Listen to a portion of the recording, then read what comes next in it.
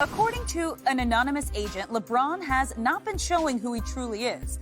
The agent said of LeBron, quote, transcendent talent, but an over-choreographed public image and off-the-court persona. Too obviously rehearsed and planned, not genuine, an obsession with creating a legacy instead of letting the legacy create itself. So, Shannon, is there any truth to this? I just want to know the historically great player that didn't have a choreographed image. Skip, Michael Jordan would not do an after-game interview unless he had that diamond earring in his ear and he was fully dressed. Fully. I was there. Tom Brady, Peyton Manning, you tell me the transcendent superstar that is not overprotective of their image. The only guy that I can think of, Skip, was the exact same way that you thought it would be with Allen Iverson, because he came with do-rag, FUBU jeans, and 4X T-shirts. And David Stern said, oh, I refuse to let that go on. And he changed the dress code. Mm-hmm. Skip, I don't get the venom. Skip, I don't get the venom for Skip. And then this joker had the nerve, this agent had the nerve to say, everybody else is afraid to say it, but I'm not afraid to say it. Put your name to it. If you're not afraid, if you say you are, put your name. Said, I said that, Bron. Mm-hmm. But every superstar, Magic Johnson, every superstar, Skip, is very protective of their off-the-field image. They've got to be. That's their selling, that's their calling card, Skip. Peyton Manning is very guarded. Tom Brady to the Derek Jeter. Skip, can you tell me the guy that and you've been around 40 years, Skip, Roger Staubach, that's who you came up with. Guys are very protective of their image. Who was your favorite NBA player growing up? Larry. And? Larry Bird. Was he protective of his image? He didn't care. Yeah. He really didn't care. Larry Bird come with jeans on. He did not care. He didn't care. That's one that I know. But for the most part, Skip, you know how these guys are. And then he was like, well, he's doing this for rich. Skip, David Falk got 90% of his clients because of the one client that he had. That's how he got him, Skip. You look at Scott Boras. He gets his, why you think they get little Scott Boras, Skip? They go for a reason. But they never said this about Bill Duffy. They never said this about Arm Tellem. They never said this about David Falk. They never said this about Leon Rose. Little black man get a little power, go to this. Lord have mercy. Rich Paul get a little power. Skip, he ain't got but a handful. It's not about Rich, it's about LeBron. I know, but yeah. Skip. They're saying that LeBron is recruiting the stars to come to Rich. So let me ask you a question. Okay? You don't think Kobe recruited player for Rob Pelinka? You never heard a word. I don't know that, but he probably did. Skip. Did Mike recruit for David Falk? I assume he did. Thank you. That's just the way it is. Yeah. Hey, man, I got a great relationship. My agent is unbelievable. Hey, guy gets it done. Whatever you need, he can get it done. He knows the right people, from financial guys. If you want to get in TV, you want to get in this or that, he can steer you in that direction. Okay, boom. But Skip, where's the problem? Skip, see, the problem that I have, not that they criticize LeBron, because that comes with the territory. LeBron understand that. But they make it seem that LeBron is the only superstar that's ever had powers. And that's not true. You know that's not true. Maybe LeBron has the most power. He does. He's had the biggest hammer, and he's unafraid to swing it. Mm-hmm. But Magic and Bird and Michael have had power. That's what comes with superstars. You get power. Michael didn't want the power. All he wanted to do was win championships. So he could have had it if he had flexed it, but he didn't. He wanted to stay away from the politics or the behind-the-scenes brokering or deal-making with the league, or he just wanted to play basketball. LeBron does run the league. He has that kind of control, okay?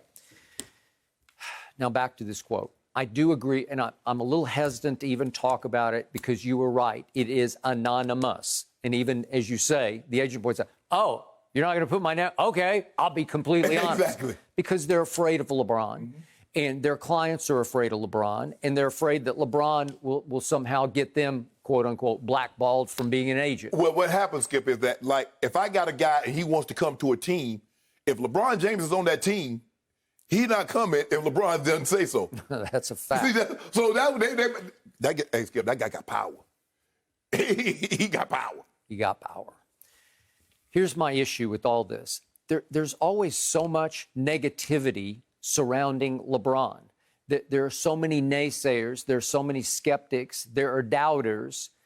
There are anti-LeBrons. And yet I get it hung on me around my neck that I'm the #1 LeBron hater. But the truth is there are many out there. Yeah. And I don't encourage any of them. I don't talk to them. I don't encourage them. I don't have anything to do with these kind of quotes. Right. I do believe there's some truth to the fact, especially the last line, that LeBron has an obsession with creating a legacy instead of letting the legacy create itself. That is the key difference between LeBron and Michael Jordan. As far as the basketball legacy, Jordan just wanted to do it on the court and be done with it. And he did it, and he won 6 straight championships in the years that he was actually playing basketball. So LeBron's not doing that? Okay, well, he hadn't won 6 straight. No, but I'm saying he's won, so he's not. So him winning championships and piling up points and assists and rebounds and all NBAs, just like Jordan. So what is that? Obviously, from the start, LeBron was obsessed with being and beating Michael Jordan because he chose to wear 23 coming out of high school. He didn't have to. Right. What was that about? Well, it was about I got next. Well, Skip, that's something that you can see that was like, okay, that's what I want to aspire for. Okay, but Michael didn't bequeath him 23. Michael didn't publicly say, I want that kid in Akron to wear my number. No, nobody says that. Okay. All right. Well, sometimes they do if you have a close relationship. If you're the mentor, I want him to come back to follow in my footsteps. Well, I don't think Michael really wanted anybody because, Skip, he was really, at the beginning, he was standoffish with Kobe. But Kobe kept going until Kobe broke him down. He's like, okay, kid, you got me. Okay, I got it. So from the start, my issue with LeBron was he always had to keep telling us how good he was instead of just letting his actions speak. And he did have some epic flameouts early in his career that Michael did not have epic flameouts, where LeBron was just bad down the stretch against Orlando and then especially against Boston, his last go-round in Cleveland. Well, he was. Games 4, 5, and 6. It was so bad, his owner accused him of quitting. Michael's owner or GM never accused him of quitting. That's preposterous. That's impossible. But he left in 93. After 93, didn't he leave? So what was 94?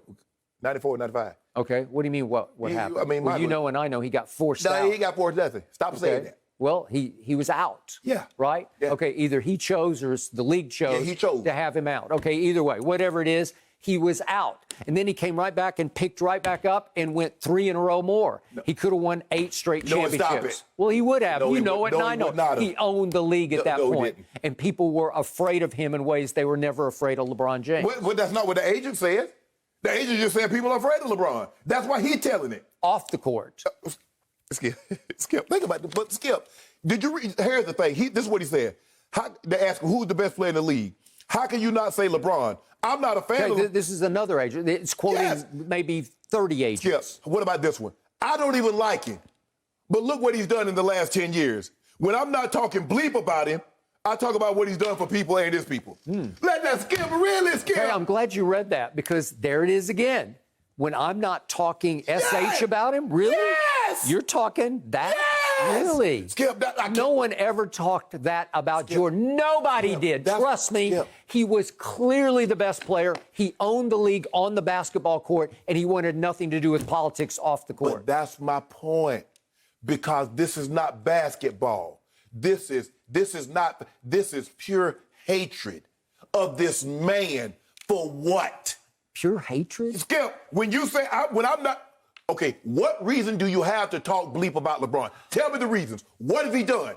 His play on the court is exemplary. What he's done off the court for the community and trying to get people in better is exemplary. Okay, so but what's the reason? Time out. In 2011, finals versus the Dallas Mavericks, it was the all-time superstar meltdown, and they all know it. They saw it. So you can't expunge it. You can't scrub his record clean. No, Skip, just like you can't expunge Michael getting swept in the first round 2 of the first 3 years he was in the playoffs. You can't expunge it. I know, but he horrified the opponents in both series. Skip. It was all geared to how can we stop this kid? Skip, I get all of that, but at the end of the day, I can be afraid of something and still conquer it. Okay? Just remember, it was just about a year ago on The Shop, LeBron's sitting with Maverick Carter and their guests, and remember, they start talking about the comeback against Golden State in 2016, and LeBron's quote was, that right there, that clinched it.